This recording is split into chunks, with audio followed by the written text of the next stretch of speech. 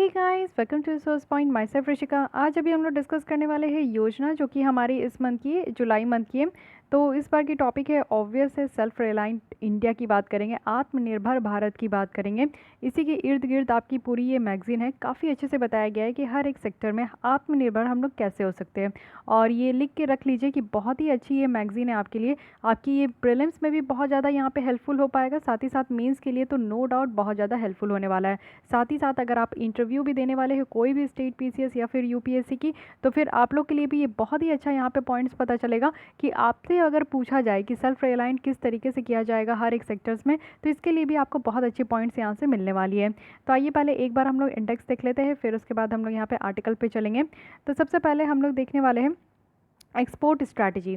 सबसे पहला फोकस यही किया जा रहा है कि हम लोग को एक्सपोर्ट को बढ़ाना है, इंपोर्ट सब्स्टिट्यूशंस लेकर आना है। तो किस तरीके से क्या स्ट्रैटेजी होनी चाहिए ये सारी चीज़ें देखेंगे। उसके बाद हम लोग जैम ट्रिनिटी के बारे में पढ़ेंगे। फिर फोकस किया जाएगा कि फार्मर्स को कैसे सेल्फ रिलायंट बनानी है, फार्मर्स को आत्मनिर्भर कैसे बनाना है। फिर रूरल डेवलपमेंट कैसे किया जाएगा। गांधी जी की कुछ अप्रोच है सेल्फ रिलायंस का, क्योंकि हम लोग जानते हैं कि ये जो सेल्फ रिलायंट का मुद्दा है ये गांधी जी के ही द्वारा कहीं ना कहीं दिया गया है। तो उसके बारे में डिटेल में देखने वाले हैं। स्वच्छ और स्मार्ट सिटीज़ के बारे में अगेन एक अलग एंगल से बताया गया है। अब तक जो आप पढ़ते आ रहे थे, अब तक जितना भी आपने डेटा देखा होगा, जितना भी फैक्ट्स आप पढ़े होंगे, आपको कुछ अलग एंगल यहाँ पे पता चलेगा। डिजिटल डिफेंस अगेंस्ट कोविड-19 बहुत ही इंपॉर्टेंट है। ये प्रीलिम्स पॉइंट ऑफ व्यू से ये वाली जो आर्टिकल है ना बहुत इंपॉर्टेंट है, क्योंकि काफ़ी चीज़ें यहाँ पे पता चला है और काफ़ी चीज़ें आपको यहाँ से देखने को मिलेगा कि डिफेंस में डिजिटली किस तरीके से आपका इन्हांस किया गया है, और वो भी कोविड-19 से फाइट करने के लिए। Technology and learning again very important topic. आप लोगों को पता है कि जीएस 3 में डायरेक्ट आपकी टेक्नोलॉजी है, तो उसमें आप लोग को काफ़ी हेल्पफुल होगा। तो ये सारी चीज़ें हम लोग देखेंगे यहाँ पे। तो चलिए स्टार्ट करते हैं। पहले एक स्टार्टिंग में ही एक छोटी सी आर्टिकल होती है जो क्रक्स टाइप की होती है। इसमें काफ़ी अच्छी चीज़ आप लोगों को पता चलेगा। देखिए यहाँ पे बताया जा रहा है एग्रीकल्चर सेक्टर में ट्रांसफॉर्म करना। यहाँ पे आप लोगों को काफ़ी चीज़ें इंटरेस्टिंग देखने को मिलेगी। तो चलिए स्टार्ट करते हैं। Transforming agriculture sector, it means कि यहाँ पे हम लोग जो एग्रीकल्चर सेक्टर्स है उसको ट्रांसफॉर्म करेंगे, और इस तरीके से ट्रांसफॉर्म करेंगे जो हमारे किसान भाई है, फार्मर्स है, उनकी इनकम कहीं ना कहीं डबल हो पाए। और उनकी इनकम डबल करने के लिए यहाँ पे एक हिस्टोरिक अमेंडमेंट किया गया है जो कि एसेंशियल कमोडिटीज़ एक्ट देखने को मिलेगा। ये एक कानून है जिसमें कि जितनी भी एसेंशियल कमोडिटीज़ है उसको इंक्लूड किया जाता है, और इसी को इस बार अमेंड किया गया है, जिससे कि ये अनुमान लगाया जा रहा है कि जो हमारे किसान भाई है उनकी कहीं ना कहीं जो इनकम है वो रेज हो पाएगी। तो यहाँ पे अगर देखिए इस अमेंडमेंट से जो कमोडिटीज़ है, कौन कौन सी कमोडिटीज़, सीरियल्स है, पल्सेस है, दाल है, ऑयल सीड्स है, एडिबल ऑयल है, ओनियन है, पोटैटो है, ये सारी चीज़ को जो है ना एसेंशियल कमोडिटीज़ से इसके लिस्ट से हटा दिया गया है। तो इससे क्या होगा, इससे जो आपका प्राइवेट इन्वेस्टर्स का यानी कि जो एक्सेसिव रेगुलेटरी इंटरफेरेंस देखने को मिलता था बिजनेस ऑपरेशन में, इनको यहाँ पे जो है ना इनके डर को साइड रखा गया है। तो जो फ्रीडम है कि अब वो आराम से प्रोड्यूस कर सकते हैं, होल्ड कर सकते हैं, मूव कर सकते हैं, इवन डिस्ट्रीब्यूट भी कर सकते हैं और अपने प्रोडक्शन को सप्लाई भी कर सकते हैं। इससे क्या होगी कि हमारी जो इकॉनमी की जो स्केल है वो और बेटर तरीके से हो पाएगी। प्राइवेट सेक्टर्स और जो फॉरेन डायरेक्ट इन्वेस्टमेंट है वो बहुत अच्छे तरीके से अट्रैक्ट हो पाएंगे। इवन यहाँ पे इन्वेस्टमेंट भी हमारी एग्रीकल्चर सेक्टर्स में इंक्रीज़ हो पाएगी, क्योंकि ये आप लोग देख सकते हो कि जो एसेंशियल कमोडिटीज़ में आपके पोटैटो, ओनियन, ऑयल, ये सारे डे टू डे है। आप लोग कुछ भी अगर किचन में जाते हो, खाना पकाते हो, तो बिना इसके मुझे नहीं लगता कि हो पाता होगा। इवन सैलेड में भी आपको ओनियन वगैरह चाहिए। तो इससे क्या है ना कि ये सारे एसेंशियल कमोडिटीज़ से बाहर कर दिया गया। बाहर करने से क्या हुआ कि जितने यहाँ पे इन्वेस्टर्स थे वो इन सारी चीज़ों पर और अच्छे तरीके से इन्वेस्ट कर पाएंगे। यहाँ पर प्राइवेट सेक्टर से इंक्लूड हो पाएगा। साथ ही साथ यहाँ पर किसान भाई को जो है ना वो अपने प्रोडक्शंस को और ज़्यादा मूव कर पाएंगे, डिस्ट्रीब्यूट कर पाएंगे, सप्लाई कर पाएंगे। क्योंकि इस तरीके के कानून में जो चीज़ें आपका इंक्लूड हो जाता है तो वो कहीं ना कहीं कानून से ही वो बाउंड्री हो जाते, लिमिट हो जाता है।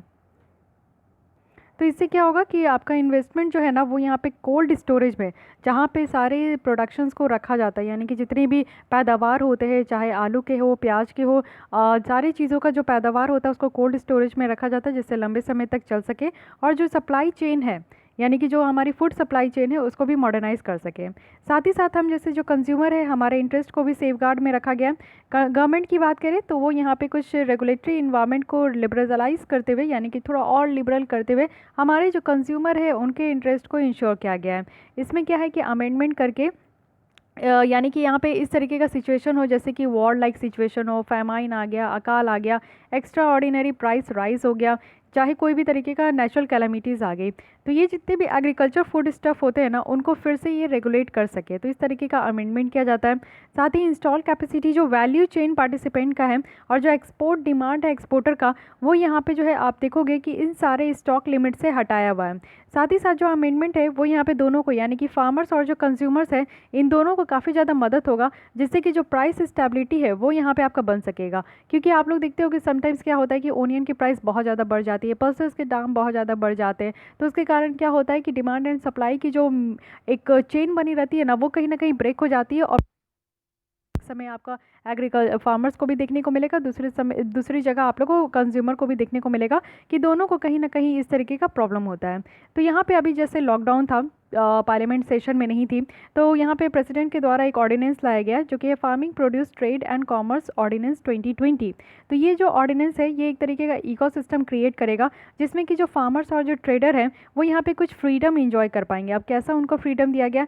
फ्रीडम है कि वो अपने चॉइस के हिसाब से जिस चीज़ का भी वो सेल करना चाहते हैं, परचेज करना चाहते हैं, यानी कि एग्री प्रोड्यूस में वो अपने हिसाब से, चाहे वो पोटैटो का हो, ओनियन का हो, सीरियल्स का हो, किसी का भी वो अगर सेल और परचेज करना चाहते हैं तो वो अपने मन से कर सकते हैं। साथ ही साथ यहाँ पे जो बैरियर फ्री इंटर स्टेट और इंट्रा स्टेट ट्रेड है वो भी प्रमोट किया जाएगा। इंटर स्टेट कहने का मतलब है कि एक स्टेट से दूसरे स्टेट में जो ट्रेड होता है, जैसे छत्तीसगढ़ से महाराष्ट्र आ गया कोई ट्रेड, या फिर इंटर स्टेट है यानी कि एक ही स्टेट के विदिन अगर आपका ट्रेड हो रहा है तो ये भी आराम से हो सके। साथ ही साथ यहाँ पे कॉमर्स जो कि आपका फिजिकल परमिशंस प्रीमिसेस जो कि मार्केट नोटिफाइड किया गया, agriculture state produce marketing legislation उससे बाहर रखा गया, तो यहाँ पे भी आपका प्रमोट किया जाएगा।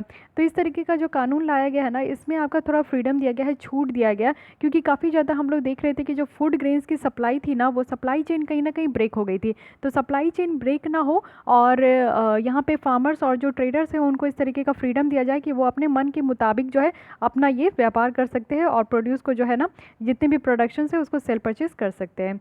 साथ ही साथ इससे क्या होगा ना कि इस तरीके के कानून लाने से क्या हो रहा है कि ज़्यादा से ज़्यादा फार्मर्स के लिए जो है वो चॉइसेस ओपन हो रहा है। साथ ही यहाँ पे जो मार्केटिंग कॉस्ट है फार्मर के लिए वो कहीं ना कहीं कम हो रहा है, और इससे क्या हो रहा है कि फार्मर्स को यहाँ पे बेटर प्राइस मिल पा रहा है। वो जितना ज़्यादा इनपुट लगाया है किसी भी प्रोडक्शन को, किसी भी पैदावार को बढ़ाने में, तो उस तरीके का उनको अच्छा खासा रिटर्न मिल पा रहा है।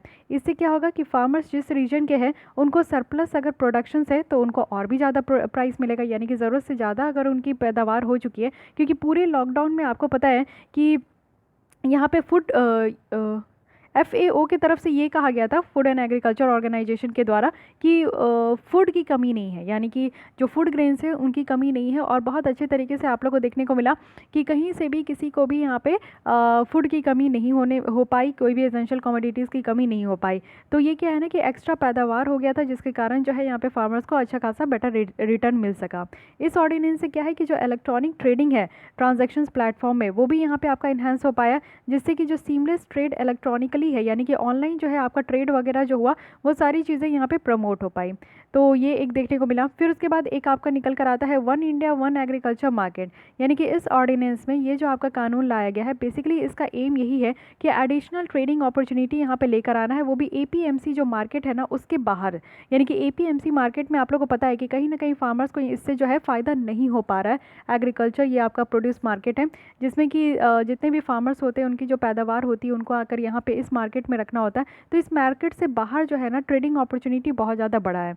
साथ ही साथ यहाँ पे एक आपको देखने को मिलेगा कि जो farmers agreement on price assurance and farm service ordinance 2020, ये एक अलग से कानून लाया गया। इसमें क्या है कि ना कि इंडियन एग्रीकल्चर, जिसमें कि आपका जो फ्रेगमेंटेशंस होता है, क्योंकि स्मॉल होल्डिंग साइज़ होती है, जैसे कि आप लोग देखो कि जो फार्मर्स होते हैं ना, हमारे यहाँ जो सबसे ज़्यादा फार्मर्स आपको देखने को मिलेंगे वो स्मॉल एंड मार्जिनल फार्मर्स है। अब स्मॉल एंड मार्जिनल फार्मर्स हम लोग इनको कहते हैं, ये उस तरीके के किसान भाई होते हैं जिनके पास अपना ज़मीन नहीं होता है। अगर अपना ज़मीन भी है, नहीं सॉरी, लैंडलेस फार्मर्स अलग होते हैं। स्मॉल एंड मार्जिनल फार्मर्स कहने का मतलब है कि इनके पास अपना ज़मीन होता है, लेकिन वो 1 हेक्टेयर से भी कम होता है, ठीक है, 1 हेक्टेयर से या फिर हाफ हेक्टेयर से भी कम बोलिएगा तो उनको स्मॉल बोला जाता है, और 1 हेक्टेयर से कम है तो इस तरीके से स्मॉल एंड मार्जिनल फार्मर्स कहा जाता है। तो ये सब जो फार्मिंग करते हैं ना, छोटे छोटे ज़मीन पर फार्मिंग करते हैं, यानी कि आप लोग समझ सकते हैं कि जितना छोटा ज़मीन है उस पर फार्मिंग करना कितना ज़्यादा डिफिकल्ट है, और कितना उनका पैदावार हो ही पाता होगा, और उनको कितना रिटर्न उनसे मिलता होगा, कितना वो कमा पाते होंगे।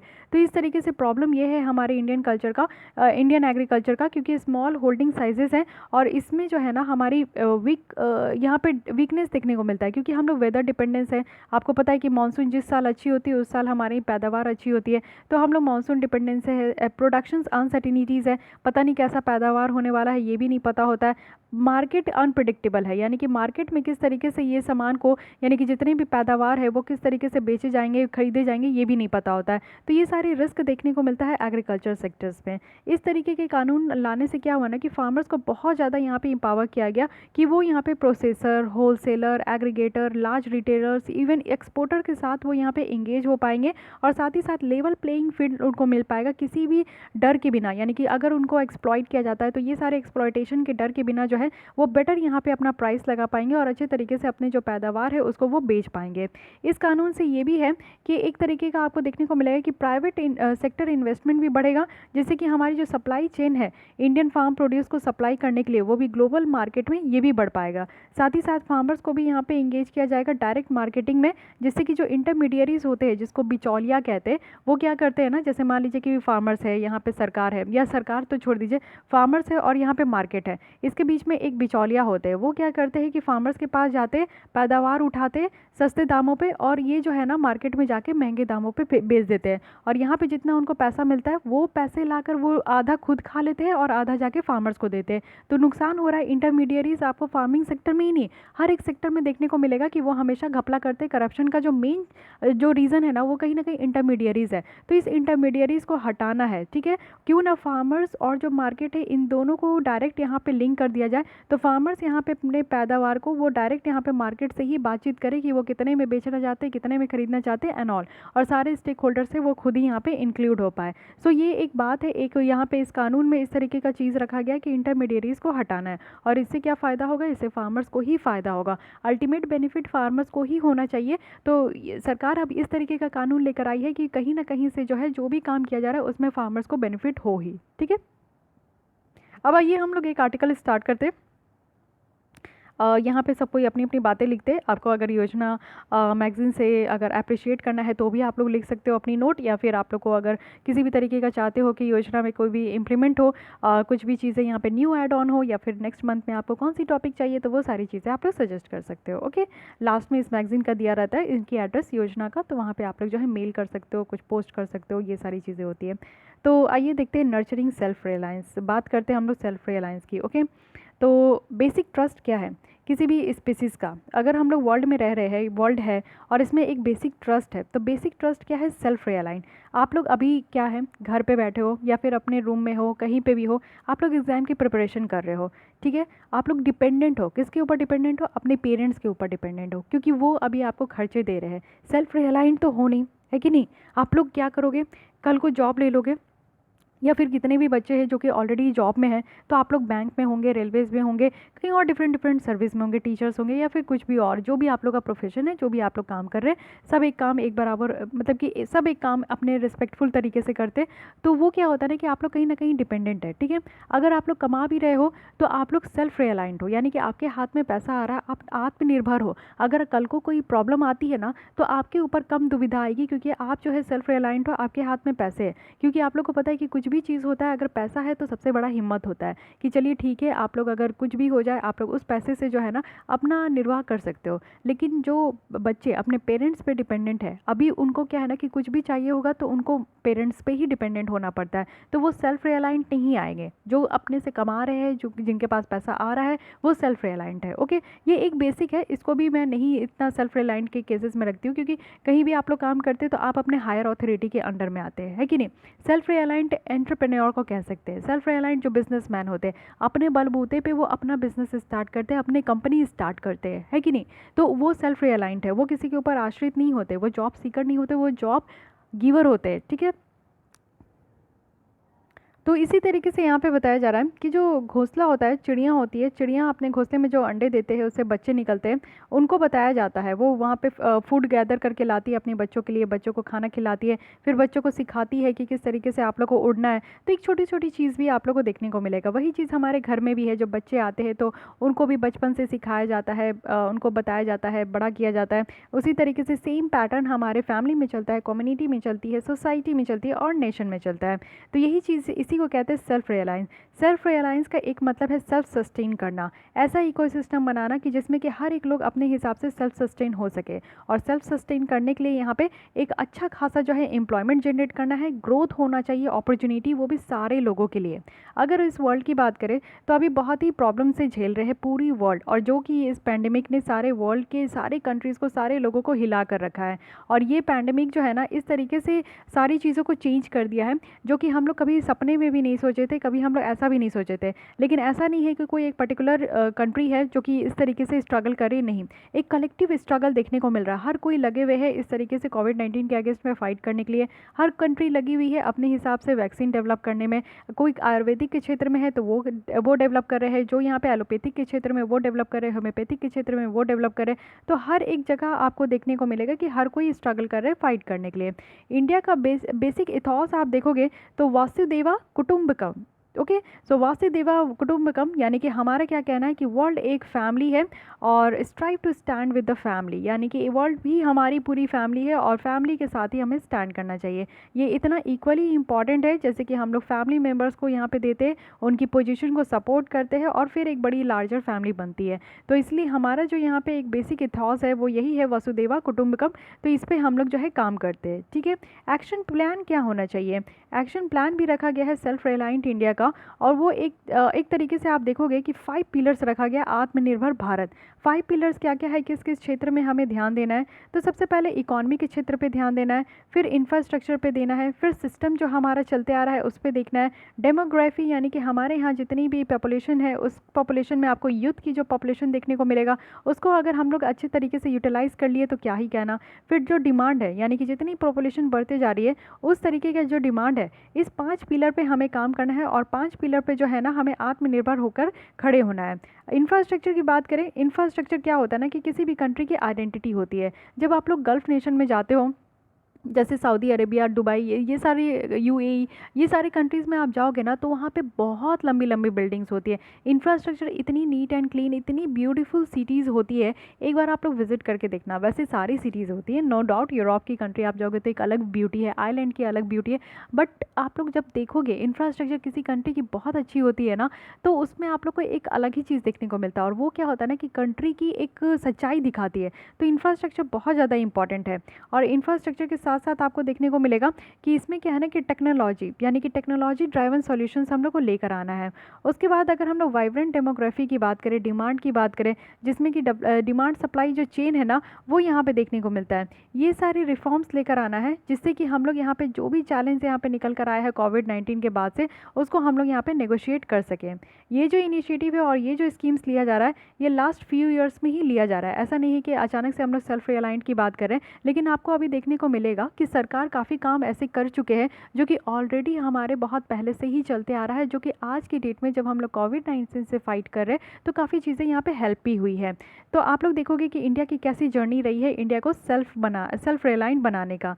तो आप देखो कि जैम ट्रिनिटी में आप लोगों को पता है कि लास्ट माइल तक लोगों को काफ़ी ज़्यादा बेनिफिट दिया गया है। एक अलग से जैम ट्रिनिटी आगे आने वाले हम लोग चैप्टर में पूरी डिटेल देखेंगे। अभी ओवरव्यू आप लोग ले लीजिए।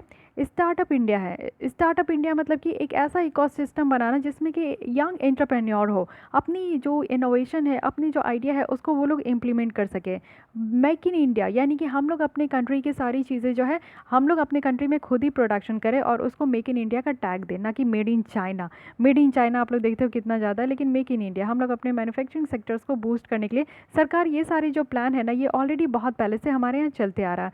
तो सेल्फ रिलायंस की जो यहाँ पे फंडे है उसको अचीव करने के लिए हम लोग क्या कर रहे हैं कि पीपीई किट को भी यहाँ पे प्रोडक्शन कर रहे हैं, वो भी शॉर्ट स्पैन ऑफ टाइम, जो कि एक अनदर आपको ब्रेक थ्रू देखने को मिलेगा।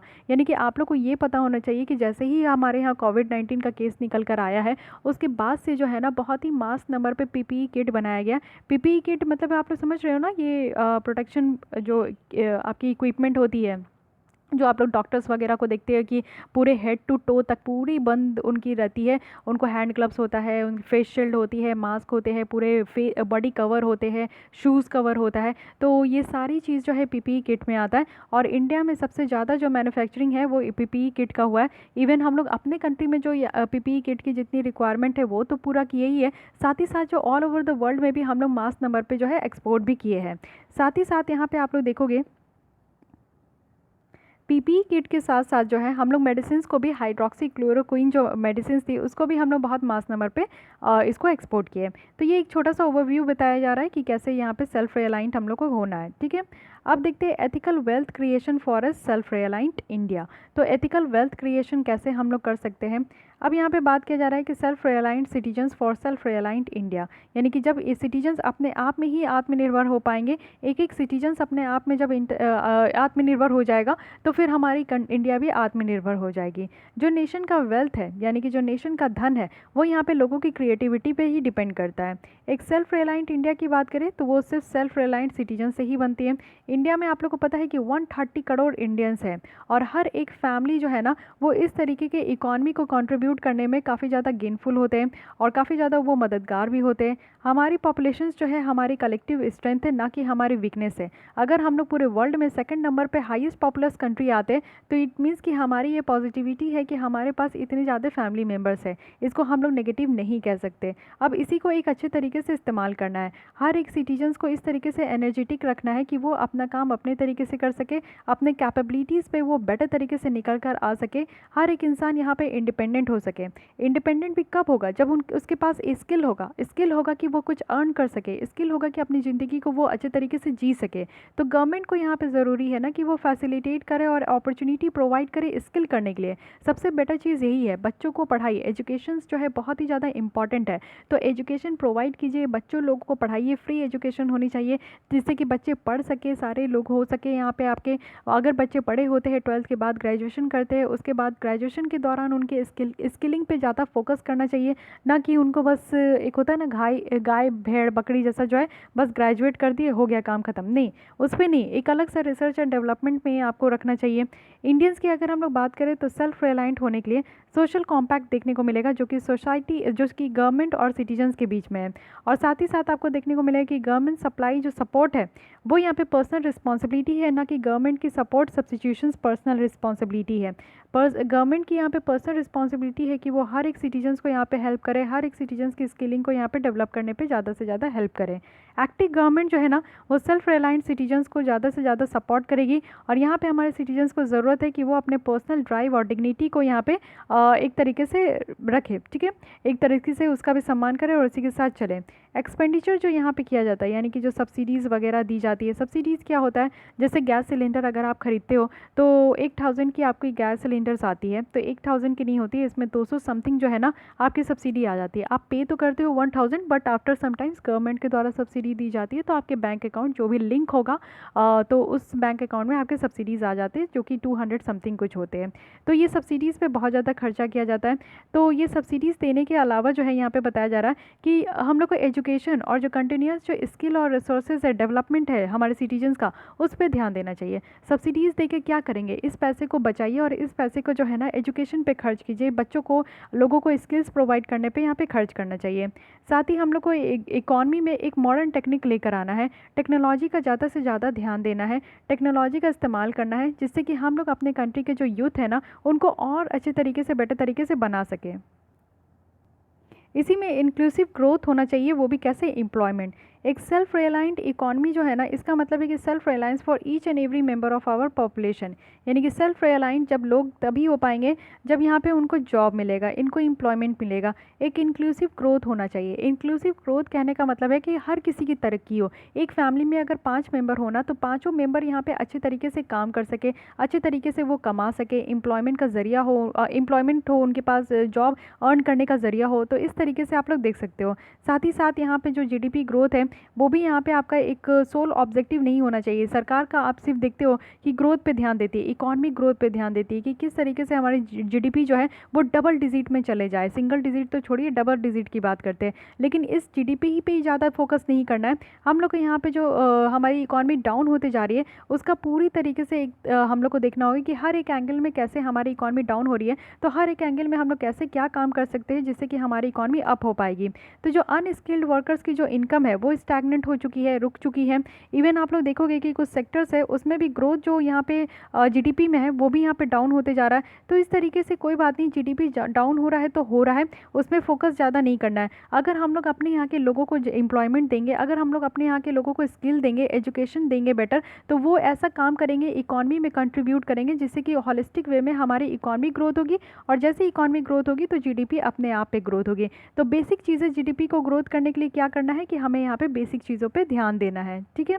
सेल्फ रियलाइन बनाने पे फोकस करना है। एम्प्लॉयमेंट जनरेशन जो है ना ये काफ़ी ज़्यादा सेंट्रल है, हर एक चीज़ का मुद्दा है employment generation. Employment generation better तरीके से हो पाएगा तो इंक्लूसिव ग्रोथ हो पाएगी। जब एक पर्सन, एक फैमिली का उनको जॉब मिल जाता है फॉर्मल सेक्टर में, तो ऐसा कहा जाता है कि पूरी इंटायर फैमिली जो है ना वो अब अपलिफ्ट हो गई है, इकोनॉमिकली भी अपलिफ्ट हो गई है, सोशली भी अपलिफ्ट हो गई है। तो सोच सकते हैं कि जब एक फैमिली है जिसमें कि माता पिता, दो बच्चे हैं, चार लोग हैं, अगर यहाँ पे माता पिता, दो बच्चे हैं, मान लीजिए कि पिताजी जो है पापा जो है यहाँ पे जॉब कर रहे हैं और दो बच्चे हैं, माँ है, तो अगर पापा यहाँ पे फॉर्मल सेक्टर में जॉब कर रहे हैं, कहने का मतलब है कि पूरी फैमिली बहुत अच्छी हो गई है कि नहीं, एकदम अच्छा खासा जो है सब कुछ, उनको जो बेसिक नीड्स है वो सारी चीज़ें प्रोवाइड किया जाएगा।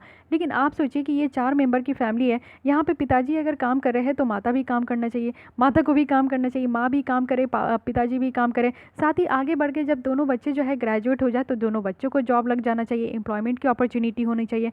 तो आप लोग समझ सकते हो कि इसको कहते हैं इंक्लूसिव ग्रोथ। यानी कि जो चार लोग, जो चार फैमिली, एक फैमिली के जो 4 लोग हैं उन वो अगर यहाँ पे जॉब कर रहे हैं तो ये एक तरीके से इस फैमिली के लिए इंक्लूसिव ग्रोथ हो गया। तो इसी तरीके से हमारे कंट्री में जितने भी पॉपुलेशन के जो है, जितनी भी लोग हैं, सबको अगर इस तरीके से एम्प्लॉयमेंट अपॉर्चुनिटी मिलेगा तभी जाके हमारा जो है एक इंक्लूसिव ग्रोथ हो पाएगा, ठीक है। उसकी बात है कि wealth and skill through private enterprise and government. Self reliance का मतलब है कि यहाँ पे हम लोग को रिकॉग्नाइज करना है प्राइवेट सेक्टर और जो गवर्नमेंट की क्या रोल है उसको यहाँ पे देखना है। स्पेशली आप देख सकते हो कि सेल्फ रिलायंस जो है सिर्फ हम लोग यहाँ पे ऐसे अचीव नहीं कर सकते कि मार्केट प्लेस को रिकॉग्नाइज किए बिना या फिर प्राइवेट एंटरप्राइज को रिकॉग्नाइज किए बिना, नहीं, इन सबको भी रिकॉग्नाइज करना होगा, प्राइवेट सेक्टर्स को भी एक अलग दर्जा देना होगा। अगर प्राइवेट सेक्टर्स यहाँ पे प्रॉफिट में काम करते हैं, टाइमली काम करते हैं, तो ये उनकी पॉजिटिविटी है, उनकी पॉजिटिविटी को हम लोग को इंक्लूड करना होगा। प्राइवेट एंटरप्राइज को हम लोग को प्रमोट करना है जिससे कि एक इंपॉर्टेंट कंपोनेंट हम लोग बना सके सेल्फ रियलाइंस का। जो एक आइडिया है शुभ लाभ यानी कि प्रॉस्पेरिटी एंड प्रॉफिट, ये आप देखोगे कि प्रॉफिट जो है ना सिर्फ आप फरिया नहीं कह सकते, बट ये कोर है ह्यूमन एंडेवर का।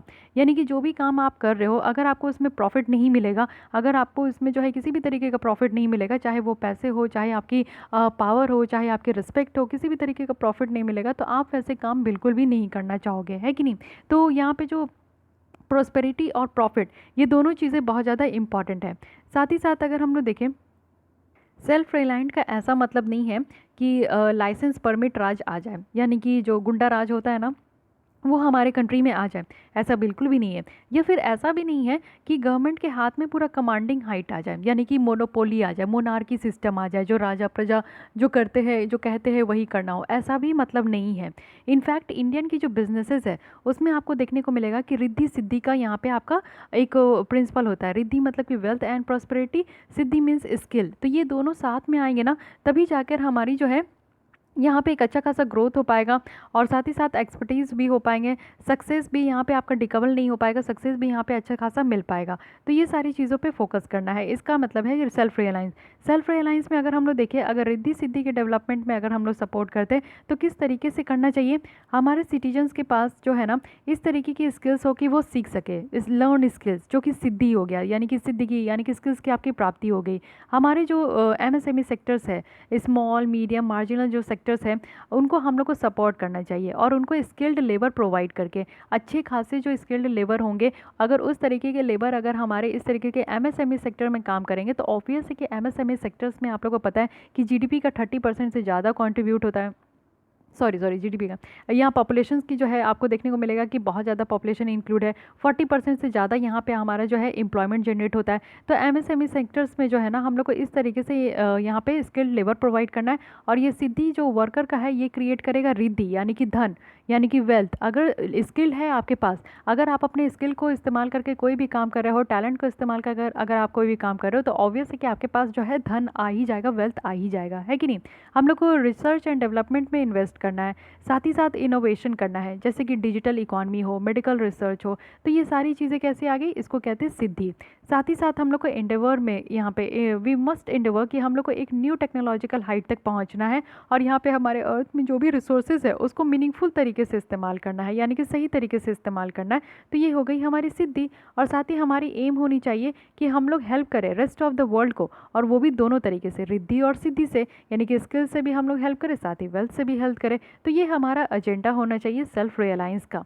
एट द सेम टाइम जो अभी हम लोग कोविड-19 की क्राइसिस देख रहे हैं, तो मार्केट फोर्सेस हो या फिर प्राइवेट इंटरप्राइज हो, ये काफ़ी ज़्यादा स्लो हो चुके हैं। काफ़ी ज़्यादा आपको इस तरीके की कैलेमिटीज़ से जो है देखने को मिलेगा कि बहुत ज़्यादा प्रॉब्लम में हो चुके हैं। तो अगर ये मार्केट और प्राइवेट इंटरप्राइजेस जो है ना, ये सारे सोसाइटल नीड्स की अगर टेक केयर कर सकते हैं, तब यहाँ पे आपका जो है देखने को मिलेगा कि मास्क की शॉर्टेज नहीं है, सैनिटाइज़र की शॉर्टेज नहीं होगी, प्रोटेक्टिव इक्विपमेंट की शॉर्टेज नहीं होगी। तो आप लोगों को पता चल रहा है कि आज के डेट में जो मार्केट में सारी चीज़ें अवेलेबल है, वो सब इसीलिए अवेलेबल है क्योंकि सारे काम यहाँ पे जो है मार्केट इंटरप्राइजेस, प्राइवेट इंटरप्राइजेस के द्वारा किया जा रहा है।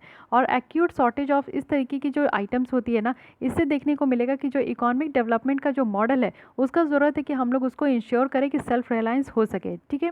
स्ट्रैटेजिक सेक्टर्स आप देखोगे कहाँ कहाँ पे ज़्यादा फोकस करना है, हेल्थ केयर हो गया, लाइफ सेविंग मेडिसिन हो गई, पेमेंट सिस्टम हो गया, मोबाइल कम्युनिकेशंस है, डिफेंस है। गवर्नमेंट को इस तरीके से इकोनॉमिक प्रेजेंस होना चाहिए, वो भी 1 और 2 पब्लिक सेक्टर्स फर्म में। मोर ब्रॉडली अगर हम लोग देखें तो सेल्फ रिलायंस जो है ना, वो ये इंप्लाई करता है कि गवर्नमेंट को यहाँ पे क्रिटिकल सेक्टर्स को देखना है और मैन्युफैक्चरिंग कैपेबिलिटीज़ को इन सारे सेक्टर्स में जो है इंश्योर कराना है।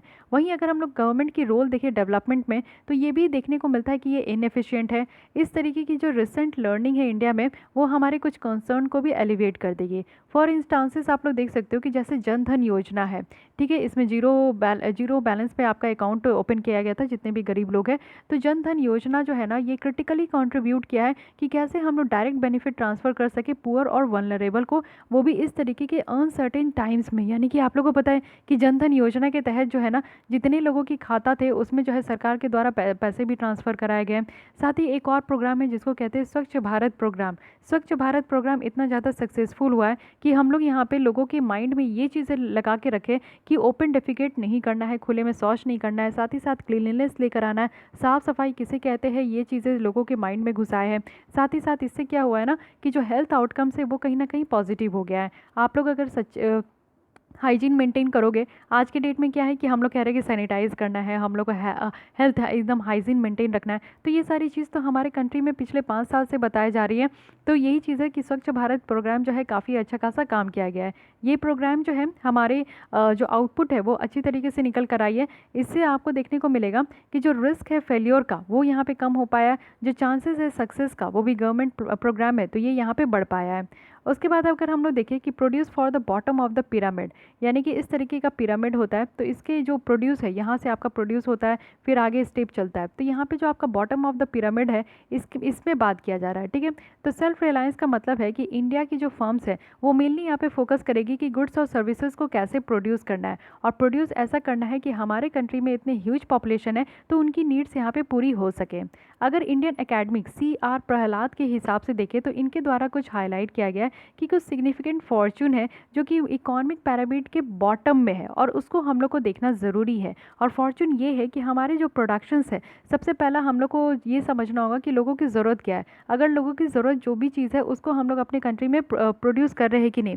शैशे जो रेवोल्यूशन है, यानी कि पैकेजिंग जो शैम्पू को पैकेजिंग किया जाता है, टूथपेस्ट को पैकेजिंग किया जाता है, हेयर ऑयल को पैकेजिंग किया जाता है, वो भी स्मॉल स्मॉल शैशे में, तो ये ईजिली अफोर्डेबल हो पाता है। यानी कि आप लोग देखते हो कि बड़े बड़े बॉटल्स भी आते हैं, 2-3 साइज़ के बॉटल आते हैं। अगर आप लोग डव शैम्पू परचेज़ करते होंगे तो डव शैम्पू का आपको छोटा सा जो है ना 2 रुपये की मुझे लगता है वो शैशे आते हैं। तो अगर आपके पास जैसे आपकी खर्च करने की कैपेसिटी है, अगर आपके पास 200 रुपये है तो आप बॉटल ले सकते हो, अगर आपके पास 2 रुपये है तो आप लोग शैशे ले सकते हो, है कि नहीं। तो शैशे बहुत ज़्यादा अफोर्डेबल हो जाता है गरीब लोगों के लिए। ये बहुत ही ज़्यादा ब्रिलियंट एग्जाम्पल है। तो ये चीज़ समझ के चलना है। इसी को कहा जा रहा है ना कि बॉटम ऑफ द इकॉनमी, यानी कि हम लोग को जो है जो भी चीज़ें हम लोग प्रोड्यूस कर रहे हैं, गुड्स और सर्विसेज जो भी चीज़ प्रोवाइड कर रहे हैं ना, तो हमें अपने बॉटम ऑफ द इकॉनमी के बारे में सोच के चलना है। यानी कि पुअर से पुअर, गरीब से गरीब लोगों के बारे में सोच के चलना है कि उनके लिए क्या अल्टरनेटिव होना चाहिए। शैम्पू तो अवेलेबल है, ऑयल अवेलेबल है, लेकिन ये लोग कैसे उसको परचेज़ करेंगे, और जिनके पास 200 रुपये है वो कैसे परचेज़ करेंगे, 2000 है जिनके पास वो कैसे परचेज़ करेंगे, और जिनके पास 2 रुपये है वो कैसे परचेज़ करेंगे। तो इन सारी चीज़ों को सोच समझ के जो है ना हम लोग को अपने कंट्री में काम करने की ज़रूरत है। साथ ही साथ आप देखोगे जो बिज़नेस मॉडल है इंडियन फर्म्स में, वो यहाँ पे कैसे गरीब लोगों की क्या क्या नीड है उसको वो यहाँ पे ज़रूरत समझते हैं, उसको यहाँ पे कैटर करते हैं, जिससे कि हम लोग मार्केट और ज़्यादा बढ़ा पाए। और मार्केट जो है ना बहुत सारे अंडर डेवलप्ड इकोनॉमीज़ में भी बढ़ा पाए, जैसे कि एशिया वगैरह में। एशिया में तो रहते ही है, एशिया में बढ़ाना है, और साथ ही साथ जो है हम लोग को अफ्रीका में भी बढ़ाना है। तो डेवलपमेंट मॉडल को कैटर करते हुए, क्रिएट करते हुए, हम लोग जो पुअर कंज्यूमर की जो नीड है उसको कैटर कर पाए। सेल्फ रिलायंट जो इंडिया है ना, वो सिर्फ हमारे सेल्फ रिलायंट नहीं, हमारे यहाँ के गरीब लोगों को ही नहीं यहाँ पे बहुत ज़्यादा हेल्प मिलेगा, बाकी दूसरों को भी हम लोग हेल्प कर पाएंगे। और एक अच्छा खासा जो है ना एक प्लेस हम लोग अपना एक जगह बना पाएंगे, वो भी ग्लोबल इकोनॉमिक पावर में। इंपॉर्टेंट है यहाँ पे हमारी एग्रीकल्चर का, जो कि सेल्फ रिलायंट इंडिया बनाने का बहुत ज़्यादा ज़रूरी है। एग्रीकल्चर जो है एक क्रूशियल है। इंडिया की जो इकोनॉमिक ट्रांसफॉर्मेशन है ना, उसमें एग्रीकल्चर सबसे इंपॉर्टेंट पार्ट यहाँ पे रखता है, क्योंकि प्रोडक्टिविटी को बढ़ाना है, आउटपुट को बढ़ाना है, वो भी एग्रीकल्चर सेक्टर्स में। जिससे क्या हो पाएगा कि हमारे कंट्री में फूड सिक्योरिटी हो पाएगी। हमारी कंट्री की पॉपुलेशन सेकंड मोस्ट पॉपुलेशन है पूरे वर्ल्ड में, तो सेकंड मोस्ट पॉपुलस कंट्रीज़ को यहाँ पे फूड सिक्योरिटी प्रोवाइड करना बहुत बड़ी बात है। सारे लोगों को अगर 3 टाइम का भोजन यहाँ पे मिलना है, तो उसके लिए किसान भाई को उतनी ही ज़्यादा मेहनत करना पड़ता है। अगर किसान भाई हमारे इतनी ज़्यादा मेहनत कर रहे हैं, तो सरकार को उन पर पूरी तरीके से फोकस देने की ज़रूरत है। साथ ही साथ आप लोग देखोगे कि यहाँ पे फूड सिक्योरिटी को इम्प्रूव करना है, बैलेंस ऑफ पेमेंट को इम्प्रूव करना है। बैलेंस ऑफ पेमेंट कहने का क्या मतलब है कि हम लोग को एक्सपोर्ट बढ़ाना है, इंपोर्ट कम करना है, यानी कि एक्सपोर्ट बढ़ाना है और इंपोर्ट कम करना है। लेकिन हमारा बैलेंस ऑफ पेमेंट जो है ना नेगेटिव में चलता है, थोड़ा गड़बड़ाया हुआ है। क्यों? क्योंकि हमारे यहाँ एक्सपोर्ट कम है और इंपोर्ट ज़्यादा है। तो ऐसा काम नहीं करना है, हमें अपनी कंट्री में ज़्यादा से ज़्यादा पैदावार बढ़ाना है। इस तरीके से बढ़ाना है कि एग्रो प्रोसेसिंग हो सके, मैन्युफैक्चरिंग हो सके, एग्रीकल्चर इनपुट का होस्ट ऑफ सर्विस भी यहाँ पे देखने को मिले, अप स्ट्रीम डाउन स्ट्रीम सब तरीके से, जिससे कि अल्टीमेटली हमारे यहाँ पे जो किसान भाई है उनकी इनकम जो है बूस्ट हो सके। काफ़ी ज़्यादा अपॉर्चुनिटी भी यहाँ पे लेकर आना है। अपॉर्चुनिटी कैसा? तो एग्रीकल्चर गुड्स का एक्सपोर्ट हो सके, ट्रांसफॉर्मेशन यहाँ पे ला सके। तो ट्रांसफॉर्मेशन कैसे? हाई वैल्यू एडेड क्रॉप्स हो, जो कि यहाँ पे डिमांड में बहुत ज़्यादा हो, यानी कि उस तरीके के क्रॉप को उगाना है जो कि बहुत ज़्यादा डिमांड में है। एग्रीकल्चर में जो है एक अच्छा खासा हम लोग को टेक्नोलॉजी का, एडवांस टेक्नोलॉजी का इस्तेमाल करना है, जो कि यहाँ पे बेसिस ऑफ लर्निंग हो। कुछ स्किल्स हम लोग को यहाँ पे एप्लीकेबल करना है जो कि दूसरे एरिया में भी हो सके। एम्पल अपॉर्चुनिटी लेकर आना है नॉन लेबर जो सेविंग और इनोवेशन से उनके लिए। बेटर क्रॉप मिक्सिंग करके काम करना है, बेटर एकदम अच्छा खासा यहाँ पे फर्टिलाइज़र इस्तेमाल करना है, अच्छे सीड्स हो, बेटर प्लांटिंग पैटर्न हो। तो ये सारी चीज़ें अगर हमारे एग्रीकल्चर सेक्टर्स में प्रोवाइड किया जाए, किसान भाई को प्रोवाइड किया जाए, तो इससे क्या होगा ना कि पैदावार बहुत बढ़ेगा, और पैदावार बढ़ेगा तो उनको बहुत ज़्यादा फ़ायदा होगा। एक सक्सेसफुल एग्रीकल्चर ट्रांसफॉर्मेशन से क्या होगा ना कि हमारी जो यहाँ पे एक प्रेशर अराइज हो रही है माइग्रेशन का, अर्बन माइग्रेशन का, क्योंकि आप लोग को देखने को मिलता है कि एग्रीकल्चर में लोग काम करना नहीं चाहते, क्योंकि यही चीज़ पता चलता है कि एग्रीकल्चर में रिटर्न अच्छा नहीं है, एग्रीकल्चर में ज़िंदगी जो है उतनी अच्छी नहीं है। इसीलिए आप लोग हमेशा देखते होंगे ना कि एक किसान जो है कभी भी ये नहीं चाहता है कि उनका बेटा भी किसान बने। वो हमेशा यही कोशिश करता है कि उनका बेटा उनसे अच्छे पोस्ट में जाए, फॉर्मल सेक्टर्स में जाए। क्यों ऐसा सोचते हैं ऐसे हर एक किसान भाई? इसलिए ना सोचते क्योंकि उनको यहाँ पे कुछ बेनिफिट नहीं मिल रहा है, वो अपने परिवार का अच्छे तरीके से लालन पालन नहीं कर पा रहे, तो ये काम नहीं करना है। तो लोग क्या करते हैं कि अपने बेटे को अच्छी शिक्षा देने के लिए बाहर भेज देते, अच्छी नौकरी के लिए बाहर भेज देते। वो खुद जो है खेत में काम करते, लेकिन अपने बच्चों को, अपने रिश्तेदारों को वो बाहर भेज देते। तो ये इससे क्या होता है ना कि अर्बन माइग्रेशन होता है। अर्बन माइग्रेशन का एक अलग ही प्रेशर है जो कि अर्बन स्टेट गवर्नमेंट के ऊपर पड़ता है। उनको रिसोर्स प्रोवाइड करना है, सारी चीज़ें प्रोवाइड करनी है, तो वो एक अलग सेक्टर है। इसलिए हम लोग को एग्रीकल्चर ट्रांसफॉर्मेशन को सक्सेसफुल बनाना है, एकदम से ऐसा बनाना है कि लोग यहाँ पे एग्रीकल्चर सेक्टर्स को छोड़े नहीं, और एग्रीकल्चर सेक्टर्स में जो भी लोग एंगेज है ना, उनको बेटर तरीके से उनको इनकम मिल सके, वो बेटर तरीके से अपनी लाइवलीहुड को जो है व्यतीत व्यतीत कर सके। ठीक है। और फाइनली क्या होगा कि अगर यहाँ पे एग्रीकल्चर सेक्टर्स में प्रोडक्टिविटी इंक्रीज होगी तो इससे हायर इनकम का रिजल्ट देखने को मिलेगा और राइज होगा हमारा मल्टीप्लायर इफेक्ट राइज होगा। यहाँ पे एग्रीगेट डिमांड जो है इसकी सपोर्ट इंक्रीज हो पाएगी। उसके बाद है कि इंडिया को यहाँ पर रीडिस्कवर करना चाहिए अपनी स्पिरिचुअल इथॉस जो कि एथिकल वेल्थ क्रिएशन है, यानी कि धन को कैसे क्रिएट करना है इस पर भी ध्यान देना है। जैसे जैसे क्लाइमेट चेंज हो रहा है आज की डेट में हम लोग देख रहे हैं कि काफ़ी ज़्यादा चैलेंजेस निकल कर आ रहा है प्लानट में, क्योंकि क्लाइमेट चेंज जो है एक ऐसा मुद्दा है जिससे कि आपको बहुत सारी चीज़ें चेंज देखने को मिलती है और ये एक रिस्पॉन्सिबल है डेवलपमेंट स्ट्रैटेजी के लिए जिसमें कि हम लोग इग्नोर नहीं कर सकते और जो इन्वायरमेंट को इम्पैक्ट हुआ है वो हम लोग इसको इग्नोर नहीं कर सकते। कोविड-19 और आज की डेट में आप लोग को जो ये कोरोना वायरस देखने को मिला है ये ड्यू टू आप लोग कह सकते हो कि क्लाइमेट चेंज का ही नतीजा है, एंथ्रोपोजेनिक चेंजेस का नतीजा है। हमारे द्वारा इतना ज़्यादा इन्वायरमेंट को नुकसान पहुँचाया गया था कि अब इन्वायरमेंट हमें नुकसान पहुँचा रही है, ये भी आप लोग कह सकते हो। तो यहाँ पे क्या है कि आप लोग देखते हो कि एफ्लुएंट जो फैक्ट्रीज से है जो वाटर गंगा में है वो भी यहाँ पे पोर्टेबल नहीं है, उसकी भी एब्सेंट देखने को मिलता है। हिमालय जो है इसको आपको देखने को मिलेगा कि पंजाब के टाउन से आप लोग इसको देखते हो, इस साइट है जो कि पॉसिबल नहीं है कि लास्ट 5 डिकेड से हम लोग देख सकें। कुछ ऐसी चीज़ें हैं जो कि आप लोग पहले फील करते थे लेकिन अब वो हमारे इंडिया में देखने को नहीं मिलता है। तो ये एक चीज़ देखने को मिला है, बताया जा रहा है। इंडिया में आप लोग देख सकते हो कि 1/3 जो वर्ल्ड की यहाँ पे जीडीपी जो है वो इंडिया की ही है। अगर इकोनॉमिक डोमिनेंस देखें यानी कि लॉन्ग पीरियड में तो बहुत ज़्यादा हुआ है और नॉट बाय मेयर चांसेस से हुआ है। ये जो ईयर इकोनॉमिक सर्वे है वो स्टेबलाइज करी है कि जो इंडिया में डोमिनेट कर रहा है वो यहाँ पे ग्लोबल इकोनॉमी में इंडिया डोमिनेट कर रहा है। क्यों? क्योंकि हमारी एज ओल्ड ट्रेडिशन है। हम लोग पहले से ही जो है ना, हम लोग जब से हमारे ब्रिटिश जब हमारे ऊपर शासन कर रहे थे तो उससे पहले की अगर इंडिया की इकॉनमी आप देखोगे तो वर्ल्ड की सबसे बेस्ट इकॉनमी थी और हमारी जीडीपी सबसे हाईएस्ट जीडीपी थी। क्यों? क्योंकि हम लोग उस समय जो है लीड कर रहे थे, डोमिनेट कर रहे थे पूरे वर्ल्ड में। लेकिन ब्रिटिश ने जब से हमारे इंडिया में रूल करना स्टार्ट किया हमारी जो इकॉनमी है वो पूरी तरीके से बद से बदतर हो गई। लेकिन फिर से हम लोग को उसी फेज़ में आना है, उसी तरीके से अपने आप को ऊपर उठाना है। हमें अपनी इकॉनमी को ऊपर उठाने के लिए अपने लोगों पर ध्यान देना होगा। तो यही सारी चीज़ें बात यहाँ पर बताई जा रही है। इकॉनमिक डेवलपमेंट को इंश्योर करना है बिना हमारे प्लानट को इम्पैक्ट किए हुए, तो इस चीज़ों पे ध्यान देना है। एथिकल वेल्थ क्रिएशन करना है, यानी कि ऐसा वेल्थ क्रिएट करना है कि किसी भी लोगों को, दूसरे जीव जंतु को या फिर हमारे इन्वायरमेंट को किसी भी तरीके का नुकसान ना हो। सेल्फ रियलाइंस जो है ये not doing everything your self, यानी कि सेल्फ रियलाइंस का कहने का मतलब नहीं है कि आप लोग को सारा काम खुद से ही करना है। ये एक इंडिविजुअल या फिर नेशन के ऊपर है कि सेल्फ रियलाइंस जो है ना, ऐसा नहीं है कि सिर्फ आप ही अपना सारा काम करो। सिमिलरली एक सेल्फ रियलाइंट इकॉनमी बनाने का मतलब ये नहीं होता है ना कि इकॉनमी को ही आइसोलेट कर दो। सेल्फ रियलाइंस का मतलब है कि हम लोग को रिकॉग्नाइज़ करना है कि हम लोग जो है ना दूसरों को हेल्प करते हैं तो वो किस चीज़ पे हम लोग डिपेंडेंट है। साथ ही हम लोग को टाइम्स की ज़रूरत है, यानी कि समय है कि हम लोग किस तरीके से ये हेल्प को जो है ना आगे आने वाले दिनों में हम लोग दूसरे से हेल्प नहीं ले, हम लोग दूसरों को हेल्प करें, इस चीज़ पे ध्यान देना है। साथ ही साथ हम लोग को जो है ना टाइम टू टाइम जो दूसरे कंट्रीज़ का हेल्प चाहिए होता है कि हम लोग मोस्ट वल्नरेबल है, तो सेल्फ रियलाइंस ये इंप्लाई करता है कि हमें जो है ना नेसेसरी कैपेबिलिटीज़ को बिल्डअप करने की ज़रूरत है जिससे कि जो मोस्ट वल्नरेबल टाइम्स आए, यानी कि बुरा से बुरा वक्त भी आए ना, तो हम लोग अपने आप को इंडिपेंडेंट बना सके। यानी कि खुद को आप इतना स्ट्रॉन्ग बना लो, खुद को आप इतना ज़्यादा सक्षम बना लो ना कि कल को अगर आपके ज़िंदगी में किसी भी तरीके का तूफ़ान आ जाए या किसी भी तरीके का आपका बैड सिचुएशन आ जाए तो आप खुद के लिए आप हेल्प कर सको। ऐसा ना हो कि आपको कोई और हेल्प करे, किसी और के ऊपर आपको डिपेंडेंट होना पड़े, ऐसा नहीं होना है। क्योंकि कोविड-19 में जो है ना हर किसी का आँख खोल के रख दिया, हर किसी की सच्चाई पता चल गई कि हर किसी की कंट्रीज़ में हेल्थ सिस्टम कैसा है, एजुकेशन सिस्टम कैसा है, एम्प्लॉयमेंट सिस्टम कैसा है और मैनेजमेंट सिस्टम कैसा है। हर किसी कंट्रीज़ की ये पोल खुल गई, हर किसी कंट्री को ये पता चल गया ना कि हम लोग अगर दूसरे कंट्रीज़ में इतना ज़्यादा डिपेंडेंट होते थे तो हमें कितना ज़्यादा नुकसान भी हो सकता है। तो सेल्फ रिलायंट का फंडा बहुत ज़्यादा इंपॉर्टेंट है, ये सारी चीज़ें यहाँ पर बताई गई है। ओके, तो यहाँ पे एक आपका दिया गया है कि ओवरऑल जो स्टिमुलस पैकेज यहाँ पे है 20 लाख करोड़ का, तो उसमें भी देख लीजिए कि कैसे कैसे यहाँ पे आपका डिवाइड किया गया है। 20 लाख करोड़ में से 8 लाख करोड़ जो है वो आरबीआई की मेजर्स है, बचा आपका जो 12 लाख करोड़ वो आपका डिवाइड किया गया है।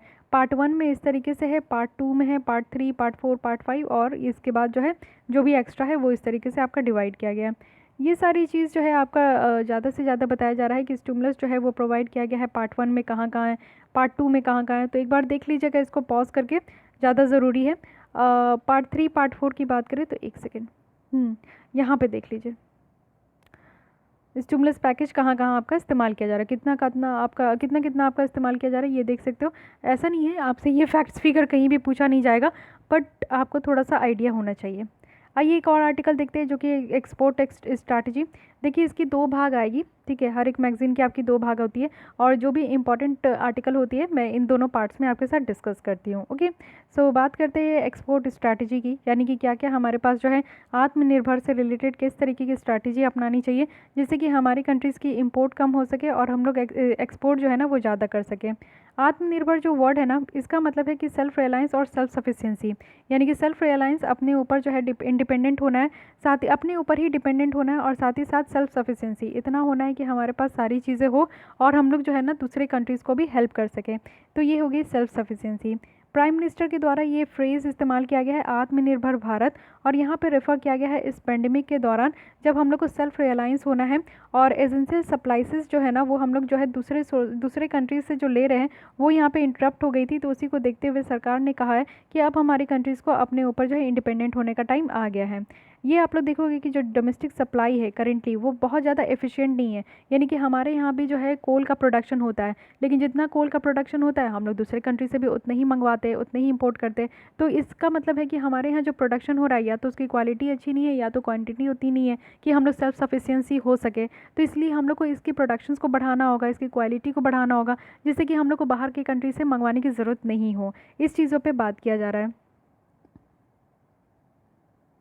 तो यहाँ पे प्राइम मिनिस्टर के द्वारा ये बताया गया है कि हम लोग जो है इस तरीके की कैलेमिटी में काफ़ी ज़्यादा लेसन सीख चुके हैं। देखिए जब भी आपके लाइफ में भी कोई प्रॉब्लम आता है ना, तो आप लोग को रुक के एक चीज़ ये चीज़ समझना होगा कि कोई भी प्रॉब्लम लाइफ में आता है तो वो आपको बहुत बड़ी लेसन देकर जाता है। तो सीखिए, हर एक प्रॉब्लम से सीखने का कोशिश कीजिए, हर एक प्रॉब्लम से टूटने का ज़रूरत नहीं है, परेशान होने का ज़रूरत नहीं है। प्रॉब्लम जो है ना वो एक लाइफ का पार्ट है। ऐसा मत सोचिए कि आपके लाइफ में कभी प्रॉब्लम ही नहीं आएगा, प्रॉब्लम ही आएगा। जितना ज़्यादा प्रॉब्लम आएगा आप उतना ज़्यादा स्ट्रांग होगे, आप खुद को उतना ज़्यादा जो है ना बिल्डअप कर पाओगे और बहुत सारी चीज़ें सीख पाओगे। जिस इंसान के लाइफ में प्रॉब्लम नहीं आता ना वो इंसान कभी कुछ सीख नहीं पाता।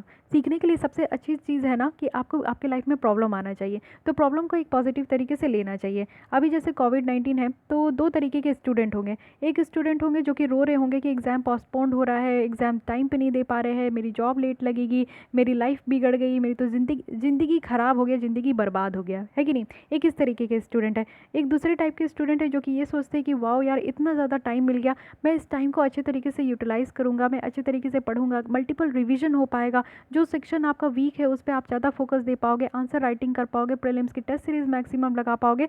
तो दो तरीके के स्टूडेंट होते हैं जो कि एक सिचुएशन को नेगेटिव साइड में देखते हैं, दूसरे सिचुएशन को पॉजिटिव साइड में देखते हैं।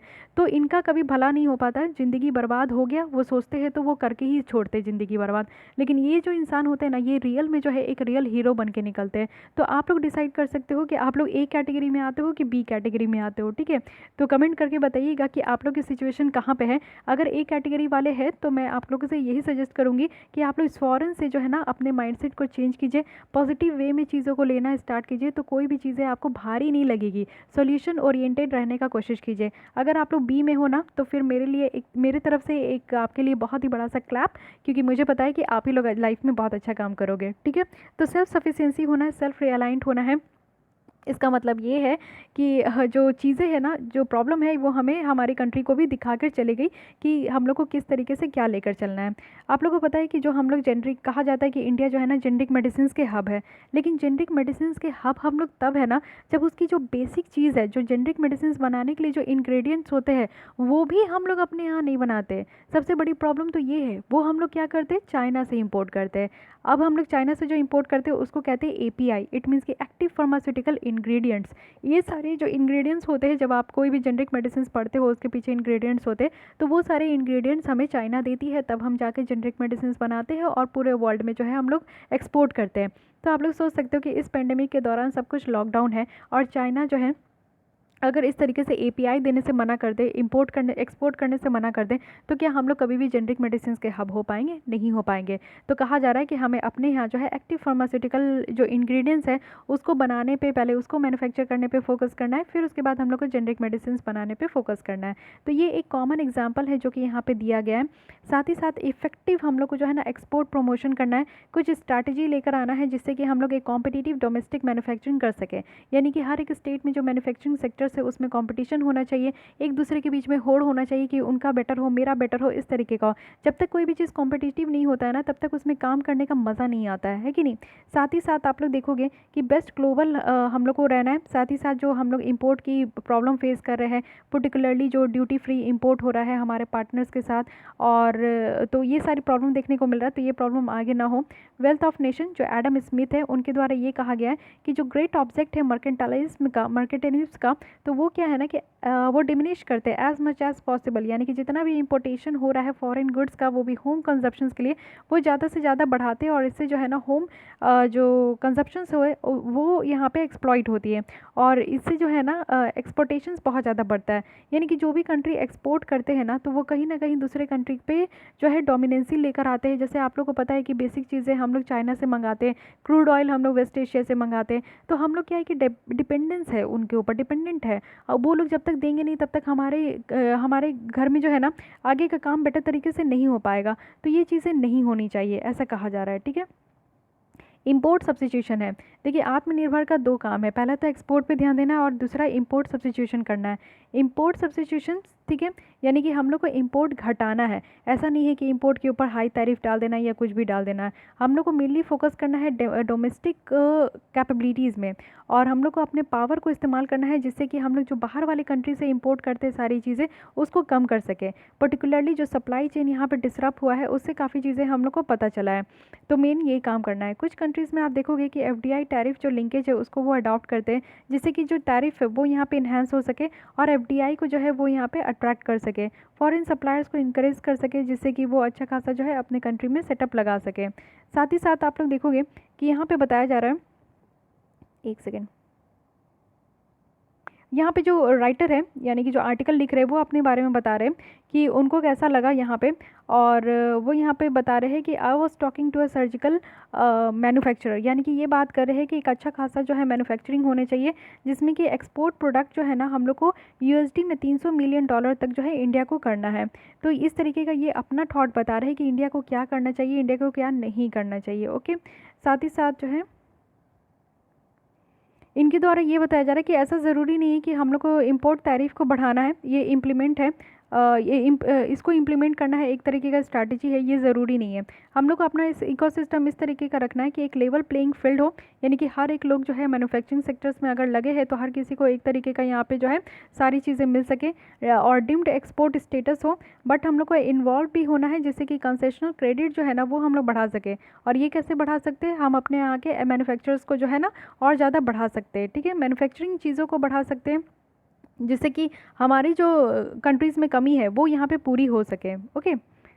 साथ ही साथ इंडियन एक्सपोर्ट की बात करें तो डाइवर्सिफाइड होना चाहिए, वो भी किस टर्म में, तो टर्म ऑफ प्रोडक्शन में, शेयर में, जो कि डेवलपिंग और इमर्जिंग इकोनॉमीज़ में हम लोग शेयर कर रहे हैं, तो ये डाइवर्सिफाइड होनी चाहिए। किसी एक चीज़ को ले पकड़ कर हम लोग को एक्सपोर्ट नहीं करना है। जैसे कि आज की डेट में अगर हम लोग जेनरिक मेडिसिन के हब है, तो ऐसा नहीं कि हम लोग को जेनरिक मेडिसिन ही बनाना है, हम लोग को और भी ज़्यादा डाइवर्स होना है। हम लोग को लार्जली किस किस चीज़ पे फोकस करना चाहिए, तो टेक्सटाइल पे फोकस करना है, लेदर पे फोकस करना है, हैंडीक्राफ्ट हो, जेम्स एंड ज्वेलरी हो, कारपेट हो, मैराइन हो, एग्रो प्रोडक्ट हो, इन सारी चीज़ों पे हम लोग को फोकस करना है। साथ ही साथ जो है एम्प्लॉयमेंट की भी इंपॉर्टेंट होनी चाहिए, एम्प्लॉयमेंट क्रिएट होगा। मैन्युफैक्चरिंग सेक्टर्स अगर अच्छा काम करेंगे तो वहाँ पे एम्प्लॉयमेंट भी क्रिएट होगा। टॉप 5 प्रोडक्ट्स जो है ग्लोबल एक्सपोर्ट में होना चाहिए, जिसकी अकाउंटिंग आपको 50% देखने को मिलेगा। तो इस तरीके से हम लोग को काम करना है।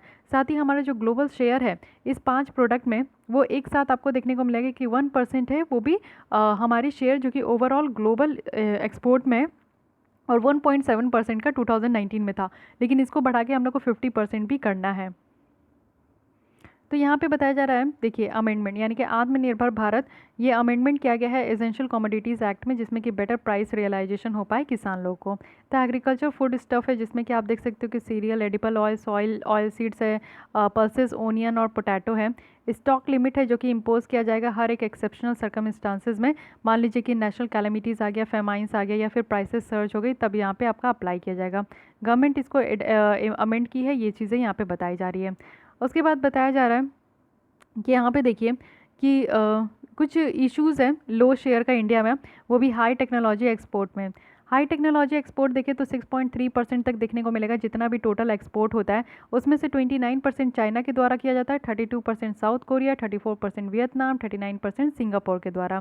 साथ ही साथ अगर हम लोग देखें इंडिया जो एक्सपोर्ट करती है हाई टेक्नोलॉजी गुड्स, इसका 20 बिलियन यहाँ पे इसका प्राइस है। मलेशिया का अगर आप वही टेक्नोलॉजी का देखोगे तो 90 बिलियन है, सिंगापुर का 155 बिलियन है, साउथ कोरिया का 192 बिलियन है, चाइना का 652 बिलियन है। इट मीन्स कि हम लोग जो यहाँ पे हाई टेक्नोलॉजी एक्सपोर्ट कर रहे हैं वो मात्र 20 बिलियन है, यानी कि कितना ज़्यादा हम लोग जो है पीछे है, ये चीज़ें बताई जा रही है। चाइना का आप लोग इमेज देखिए कि सप्लायर है, यानी कि चाइना आपको पता है कि बहुत ज़्यादा सप्लायर है और वो उसको भी बहुत ज़्यादा हिट हुआ है इस कोविड-19 के कारण, क्योंकि एक मैसिव लॉकडाउन हुआ था और सारे कंपनी सारे फैक्ट्रीज बंद हो गए थे।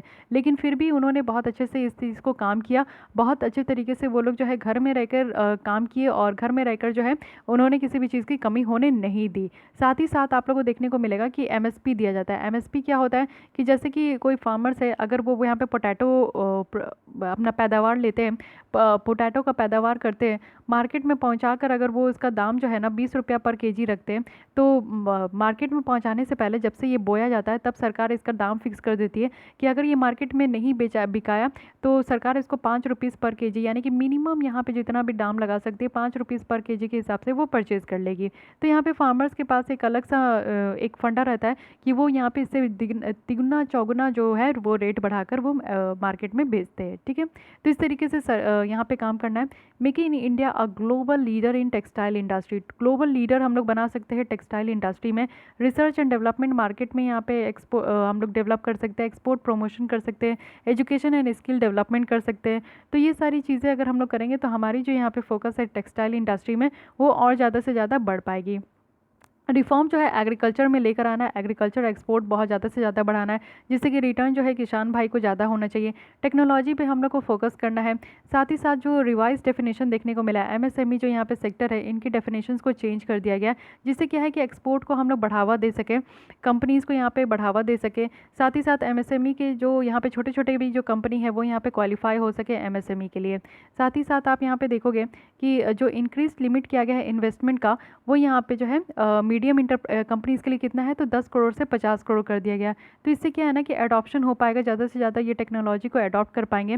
50% से ज़्यादा जो ग्लोबल ट्रेंड है वो यहाँ पे आपका इंटर रिलीजन वैल्यू चेन में होता है, और जिसमें कि आपको देखने को मिलेगा कि यहाँ पे कंट्रीज़ जो है वो सेवरल रीजन्स हैं। इंडिया जो है इस तरीके की वैल्यू चेन का पार्ट नहीं है, accept in case of automobile और जेम्स और ज्वेलरी का। फ्री ट्रेड एग्रीमेंट में हम लोग लेट ज्वाइन किए हैं, इसके वजह से जो है ना हमारी फ्री ट्रेड एग्रीमेंट कहने का मतलब है कि दो कंट्री के बीच में अगर यहाँ पे फ्री ट्रेड एग्रीमेंट है, यानी कि जो व्यापार होगा वो यहाँ पे आपका जो है फ्री होता है, यहाँ पे मिनिमल आपका कोई भी ड्यूटीज़ लगता है, नहीं तो नहीं लगता है। ग्रेटर फोकस हमें यहाँ पे एफडीआई के ऊपर करना है, फॉरेन डायरेक्ट इन्वेस्टमेंट, जिससे कि हमारे एक्सपोर्ट और प्रोडक्टिविटी दोनों यहाँ पे बढ़ सके। तो एफडीआई पे जो है हम लोग को यहाँ पे ज़्यादा से ज़्यादा काम करना है। एफडीआई दो तरीके से इंडिया में आती है, एक आपका होता है गवर्नमेंट रूट और एक होता है ऑटोमेटिक रूट। ऑटोमेटिक रूट क्या है, इसमें गवर्नमेंट की अप्रूवल लेने की ज़रूरत नहीं होती है, गवर्नमेंट रूट में गवर्नमेंट की अप्रूवल लेने की ज़रूरत होती है। तो ये सारी चीज़ें यहाँ पे बताई जा रही है। ओके, और साथ ही साथ हम लोग जो है अच्छा खासा काम कर सकते हैं आईटीज़ और आईटीईज़ में, जो कि यहाँ पे हमारी अच्छी खासी पोटेंशियल होगी टूरिज्म को इन्हांस करने में, फिनेंशियल सर्विस को और ट्रांसपोर्ट सर्विस को इन्हांस करने में। तो ये सारे जगहों पे जो है हमें काम करना चाहिए, इसको इन्हांस करना चाहिए। एफडीआई का जो इन्वेस्टमेंट है वो हमारे कंट्रीज़ में ज़्यादा है ही और ज़्यादा करना है।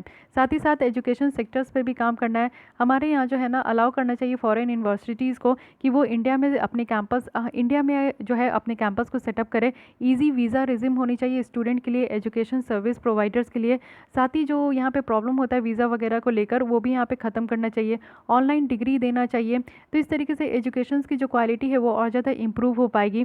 और साथ ही साथ यहाँ पे जो है मोशन और ऑडियो विजुअल जो सर्विस है उसको भी बढ़ाना है, इंट्रोडक्शन करना है, फिल्म इंडस्ट्री को प्रमोट करना है, प्राइवेट इन्वेस्टमेंट को लाना है, आपका फिल्म स्कूल में जो फ्रेंचाइजीज बिजनेस है उसको भी एक्सप्लोर करने की ज़रूरत है। तो ये सारा काम कर सकते हैं जिससे कि हमारे यहाँ जो है एक्सपोर्ट जो है बढ़ सकती है।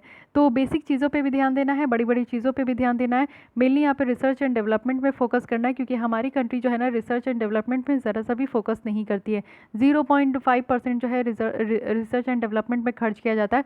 वहीं साउथ कोरिया की बात करेंगे हम लोग तो 17% तक वो लोग रिसर्च एंड डेवलपमेंट में खर्च करते हैं। तो आप लोग समझ सकते हो कि जब तक रिसर्च एंड डेवलपमेंट R&D नहीं किया जाएगा तब तक हमारे यहाँ जो है किसी भी चीज़ को बेटर तरीके से हम लोग नहीं जाँच पाएंगे।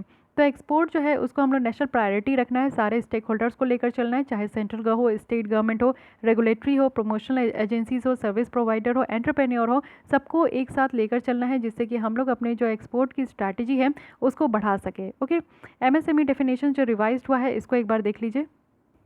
यहाँ पे माइक्रो, स्मॉल और मीडियम है। माइक्रो में क्या है कि इन्वेस्टमेंट अगर हम लोग देखें तो नॉट मोर देन ₹1 करोड़ होगा और एनुअल टर्नओवर जो है ना 5 करोड़ से ज़्यादा नहीं होना चाहिए। स्मॉल में इन्वेस्टमेंट की बात करें इक्विपमेंट वगैरह में तो 10 करोड़ से ज़्यादा नहीं होना चाहिए। एनुअल टर्नओवर जो है ये 50 करोड़ से ज़्यादा नहीं होना चाहिए, तब इसको स्मॉल इंटरप्राइजेस कहा जाएगा। मीडियम इंटरप्राइजेस उसको कहेंगे जब इन्वेस्टमेंट इक्विपमेंट में 50 करोड़ से ज़्यादा नहीं होगा और एनुअल टर्नओवर जो है 250 करोड़ से ज़्यादा नहीं होगा, तो उस तरीके के कंपनीज़ को हम लोग मीडियम इंटरप्राइजेस कहेंगे। तो ये एक न्यू डेफिनेशन है जिसको याद रखना है, काफ़ी ज़्यादा इंपॉर्टेंट है ये भी। ओके, और एमएसएमई सेक्टर्स पे ज़्यादा से ज़्यादा ध्यान देना है क्योंकि ये हमारे जीडीपी भी ज़्यादा से ज़्यादा कंट्रीब्यूट करते हैं, एम्प्लॉयमेंट जनरेट भी होता है, हमारी मैन्युफैक्चरिंग सेक्टर्स भी बूस्ट होती है, तो इसलिए इस पर ज़्यादा फोकस करने का ज़रूरत है। ओके, सो गाइस आज के लिए बस इतना ही रखते हैं। नेक्स्ट हम लोग जैम ट्रिनिटी से स्टार्ट करेंगे। 2-3 आर्टिकल और बहुत अच्छे हैं, उसको भी मैं यहाँ पर डिस्कस करूँगी। तो डिटेल में डिस्कस करना होता है इसलिए यहाँ पर आपका टाइम बहुत ज़्यादा बढ़ जाता है, बट योजना मैगज़ीन एक ऐसी है जिसमें कि आपकी हॉलिस्टिक जो थिंकिंग है वो कहीं ना कहीं बूस्टअप हो पाती है। तो इस मैगज़ीन को ज़रूर रेफ़र किया कीजिए, चाहे आप कोई और मैगज़ीन पढ़ते हो कि नहीं पढ़ते हो, एक बार गो थ्रू ज़रूर हो लेना चाहिए इस तरीके के मैगज़ीन से, जिसकी आपकी जो ओवरऑल जो थिंकिंग प्रोसेस है वो कहीं ना कहीं बढ़ जाती है।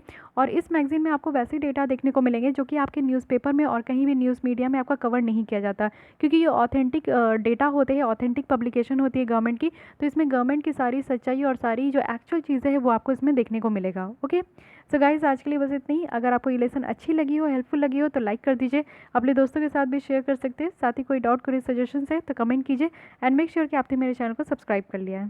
Thank you.